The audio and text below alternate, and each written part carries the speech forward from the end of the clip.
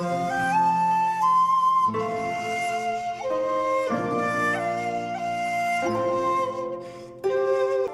ஒரு மார்கழி மாத காலை பொழுது. வேலப்பன் தனது மாடுகளை நடராஜ பண்ணையார் நிலத்தில் உழுவதற்காக ஓட்டி சென்றான். வேலப்பா, உனக்கு தெரியும்ல, இன்னும் 20 நாள் தான் அவகாசம் இருக்கு. அதுக்குள்ள 25 ஏக்கர் நிலத்தையும் உழுது பயிர் வச்சாகணும். ஆனா நீ உன்னோட மாட்டை புடிச்சிட்டு இவ்ளோ தாமதமா வந்து சேர்ற. என்று நடராஜன் பண்ணையார் வேலப்பனிடம் கோபமாக பேசினார். நடராஜ பண்ணையார் பேசியது கேட்ட வேலப்பன், ஐயா, நேத்தே என்னோட மாடுங்களாம் ரொம்ப சோர்ந்து போயிடுச்சுங்க. அதனால தான் இன்னைக்கு காலையில் எழுந்ததுமே தீவனம் புல் இதெல்லாம் கொடுத்து என்னோட மாடுங்களை தெம்பாக்கி உழவுக்கு ஓட்டிட்டு வர கொஞ்சம் தாமதம் ஆயிடுச்சு. சரி சரி, பேச்ச வளர்க்காதடா. போய் உழற வேலைய பாரு. இன்னைக்கு தாமதமா வந்தல்ல, அதனால வழக்கத்தை விட அதிகமா உழுதுட்டு போ. இல்லனா இவ்ளோ நாள் உழுததுக்கு பணத்தை என்கிட்ட இருந்து உன்னால வாங்க முடியாது. என்று மனது சங்கடப்படும்படி நடராஜன் பண்ணையார் வேலப்பனிடம் பேசினார். அதன் பிறகு நடராஜன் பண்ணையார் அங்கிருந்து சென்று விட்டார். நடராஜன் பண்ணையார் சென்ற பிறகு வேலப்பன் தனது மாடுகளை நிலத்தில் இறக்கி உழ ஆரம்பித்தான். நடராஜன் பண்ணையார் பேசியதை தன் மனதில் வைத்துக்கொண்டு அந்நாள் முழுவதும் அவனும் சிறிது ஓய்வெடுக்காமல் தனது மாடுகளுக்கும் ஓய்வு கொடுக்காமல் நிலத்தை உழுது கொண்டு இருந்தான். சூரியன் மறைந்து இருள் சூழ்ந்த பிறகு உழவு வேலையை முடித்துவிட்டு தனது வீட்டிற்கு வந்து சேர்ந்தான் வேலப்பன். இவ்வளவு நாள் தன்னிடம் நல்ல முறையில் நடந்து கொண்ட நடராஜன் பண்ணையார் இன்று தன்னிடம் கொஞ்சம் கடுமையாக பேசியதை ஏற்றுக்கொள்ள முடியாத வேலப்பன் அவர் பேசியதையே யோசித்துக் கொண்டு சோகமாக அமர்ந்திருந்தான். இதை பார்த்து அவனது மனைவி, என்னங்க ஆச்சு? ஏன் இவ்ளோ சோகமா இருக்கீங்க? கோமதி, இன்னைக்கு நடராஜன் பண்ணையாரு என்கிட்ட ரொம்ப கடுமையா நடந்துகிட்டாரு. அவர் எப்பவும் என்கிட்ட அப்படி நடந்துகிட்டது இல்ல. அதான் எனக்கு ரொம்ப மனசு கஷ்டமா இருக்கு. என்னங்க, நடராஜன் பண்ணையாரு ரொம்ப நல்லவர். அவரை பத்தி உங்களுக்கே ரொம்ப நல்லா தெரியும்.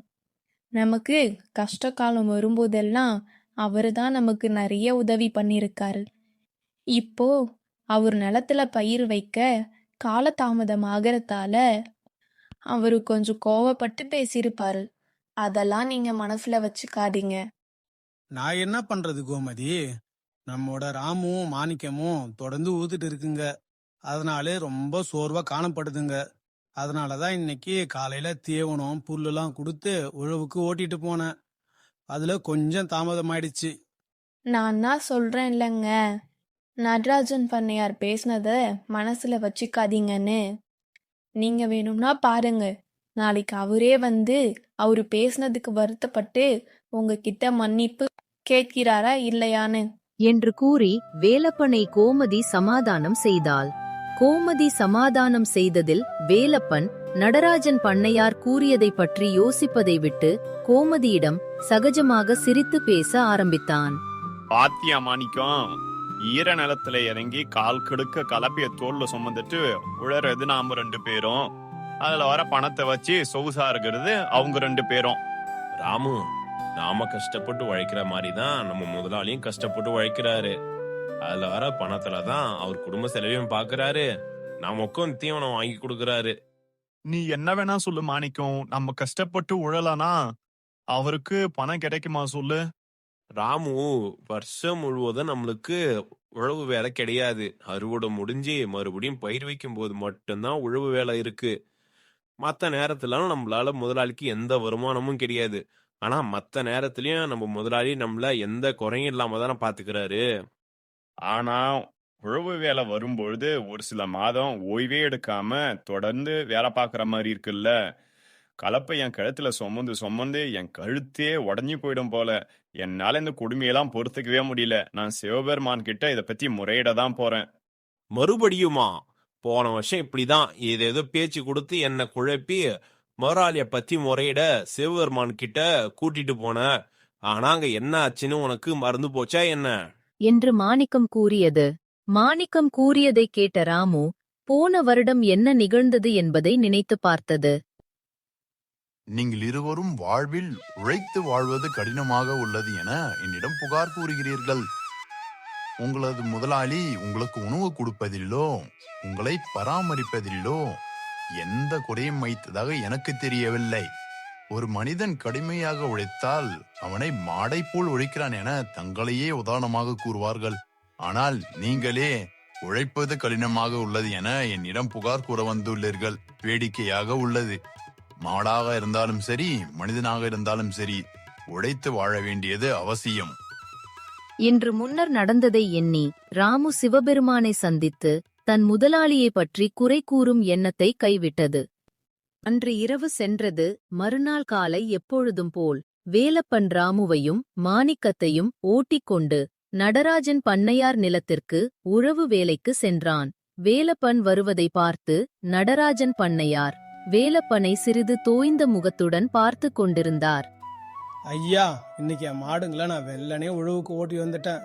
அதனால இன்னைக்கு சூரியன் மறையிறப்பவே மாடுங்களை வீட்டுக்கு ஓட்டிட்டு போயிடுவேன். ஏன்னா நேத்து சூரியன் மறைஞ்ச பிறகும் உழுது முடிச்சிட்டு இருள் சூழ்ந்த நேரத்துல என் மாடுங்களை வீட்டுக்கு ஓட்டிட்டு போறது எனக்கு ரொம்ப கஷ்டமாயிடுச்சு என்று கூறினான் வேலப்பன். வேலப்பன் கூறியதை கேட்ட நடராஜன் பண்ணையார், என்ன மன்னிச்சிடு வேலப்பா. நேத்து நான் உன்கிட்ட ரொம்ப கடுமையா பேசிட்டேன். நான் அப்படி கடுமையா பேசுனதுனால நீயும் ஓய்வு எடுக்காம உன்னோட மாட்டுக்கும் ஓய்வு கொடுக்காம தொடர்ந்து உழுது இருக்க. அந்த விஷயத்த கேட்டதுல இருந்து எனக்கு ரொம்ப கஷ்டமா போயிடுச்சு. நீ இதுக்கப்புறம் இடையில கொஞ்சம் ஓய்வு எடுத்து உழுற வேலைய பாரு. பயிரிட இன்னும் 4-5 நாள் தள்ளி போனாலும் பரவாயில்ல என்று கூறி வேலப்பனிடம் நடராஜன் பண்ணையார் மன்னிப்பு கேட்டார். நடராஜன் பண்ணையார் தன்னிடம் மன்னிப்பு கேட்ட பிறகு நடராஜன் பண்ணையாரின் நல்ல மனது அவனுக்கு புரிந்தது. இவ்வளவு நல்ல மனம் கொண்ட ஒருவருக்கு தன்னால் ஆன உதவியை செய்ய வேண்டும் என முடிவெடுத்த வேலப்பன் தன்னால் இயன்றவரை அவரது நிலத்தை விரைவாக உழுது பயிரிட உதவி செய்ய வேண்டும் என முடிவெடுத்தான். அன்றிலிருந்து தனது மாடுகளை விடியற்காலையில் உழவிற்கு ஓட்டி வருவது, தன்னால் முடிந்தவரை வேகமாக நிலத்தை உழுவது, இதையே தினமும் செய்து வந்தான் வேலப்பன். வேலப்பனின் எண்ணத்தை மாணிக்கம் புரிந்து கொண்டது. ஆனால் வேலப்பனின் செயலால் ராமு எரிச்சல் அடைந்தது. நீ என்ன சொன்னாலும் சரி, நான் எனக்கு நடக்கிற குடுமைய சிவபெருமான் கிட்ட முறையிட தான் போறேன். நம்ம முதலாளி இந்த நிலத்தெல்லாம் நம்மள வச்சு விரைவா உழுது முடிச்சிட்டு பக்கத்து நிலத்தையும் இவரே உழுதா இவருக்கு நல்ல பணம் கிடைக்குன்னு திட்டம் போட்டு இருக்காரு.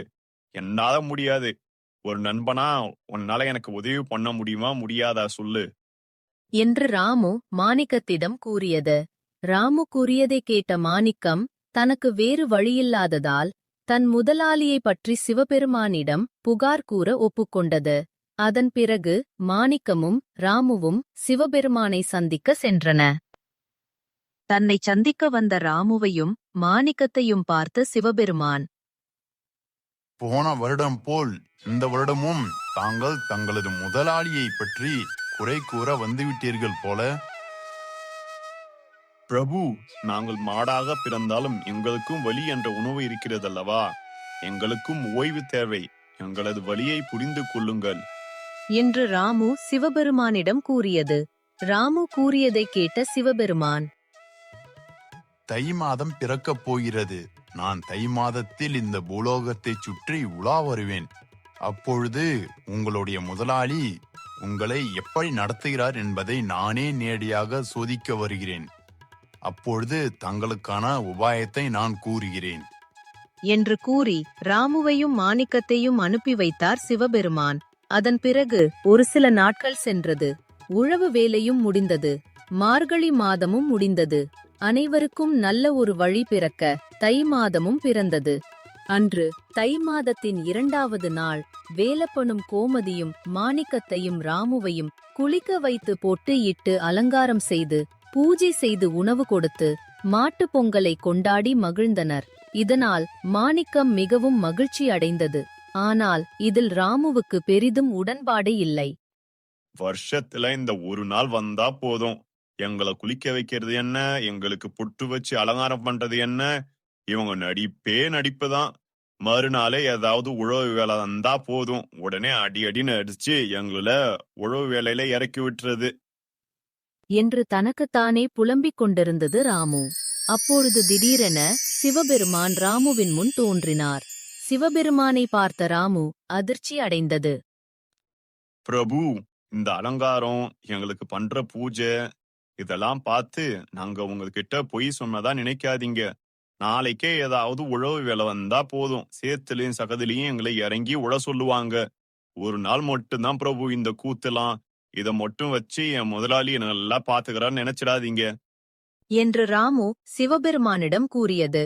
ராமு கூறியதை கேட்ட சிவபெருமான், வாழ்வில் சிறிது காலம் ஓய்வில்லாமல் உழைப்பதே மிகப்பெரிய துயரம் என நீ எண்ணுகிறாய். ஆனால் வாழ்வில் மிகப்பெரிய துயரம் என்ன என்பதை நீ உணரவில்லை. என்னுடன் வா, உனக்கு வாழ்வில் மிகப்பெரிய துயரம் என்ன என்பதை நான் காண்பிக்கிறேன் என்று கூறி சிவபெருமான் ராமுவை ஒரு இடத்திற்கு அழைத்துச் சென்றார். சிவபெருமான் ராமுவை அழைத்துச் சென்ற இடத்தில் ஒரு உழவன் எலும்பும் தோலுமாக உள்ள ஒரு மாட்டை வைத்து உழுது கொண்டிருந்தான். நன்றாக பார், இன்று தை மாதம் 2ஆம் நாள். தங்களது இனம் மனிதர்களுக்கு வேளாண்மை, உணவு, பயணங்களில் உறுதுணையாக இருந்து வருவதால் அவர்கள் தங்களுக்கு நீராடி அலங்கரித்து பூஜை செய்து நன்றி கூறி தங்களை கொண்டாடும் நாள் இது. ஆனால் இன்று கூட அந்த உழவன் அந்த மாட்டிற்கு ஓய்வு கூட கொடுக்காமல் அந்த மாட்டை வைத்து உழுது கொண்டிருக்கிறான். சிவபெருமான் கூறியதை கேட்டும் உழுது கொண்டிருக்கும் அந்த மாட்டின் நிலையை பார்த்தும் ராமுவின் கண்களில் தானாக கண்ணீர் வர ஆரம்பித்தது. அந்த மாட்டின் உடலை கவனித்தாயா? பெரும் எலும்பும் தோலும் மட்டுமே மீதம் உள்ளது. அந்த உழவன் அந்த மாட்டிடம் வேலையை மட்டும் வாங்கிக் கொண்டு உணவும் கொடுப்பதில்லை, சரிவர பராமரிப்பதும் இல்லை. அதுவே உன்னையும் கவனி. உன் முதலாளி உன் மீது எவ்வளவு அக்கறை வைத்து உன்னை எப்படி பராமரிக்கிறான் என்பது உனக்கு நன்றாக புரியும் என்று சிவபெருமான் கூறினார். தற்பொழுதுதான் ராமுவிற்கு ஒரு விஷயம் புரிந்தது. உறுது கொண்டிருக்கும் அந்த மாட்டின் வாழ்வை எண்ணும் பொழுதுதான் தன்னுடைய வாழ்வு எவ்வளவு மேம்பட்டது என ராமுவுக்கு புரிந்தது. மேலும் தன்னுடைய முதலாளி தன்னிடம் வேலையை மட்டும் வாங்குவதில்லை, தன் மீது அக்கறை வைத்து தன்னை நல்ல முறையில் பராமரித்து வருகிறார் எனவும் ராமுவுக்கு புரிந்தது. அன்றிலிருந்து ராமு தன் முதலாளியை குறை கூறுவதை விட்டு தனக்கு கிடைத்த வாழ்வே சிறந்தது என எண்ணி சந்தோஷமாக தன்னுடைய வாழ்க்கையை வாழத் தொடங்கியது. ராமுவை போலதான் நாமும் நமக்கு மட்டும்தான் அனைத்து துன்பங்களும் வந்து சேர்கிறது. நமது வாழ்க்கை மட்டும்தான் துயரம் மிகுந்தது என எண்ணுகிறோம். ஆனால் மற்றவரின் வாழ்வில் உள்ள துயரம் நமக்கு தெரியும் பொழுதுதான் நம்முடைய வாழ்க்கையே சிறந்தது என நமக்கு புரிய ஆரம்பிக்கும்.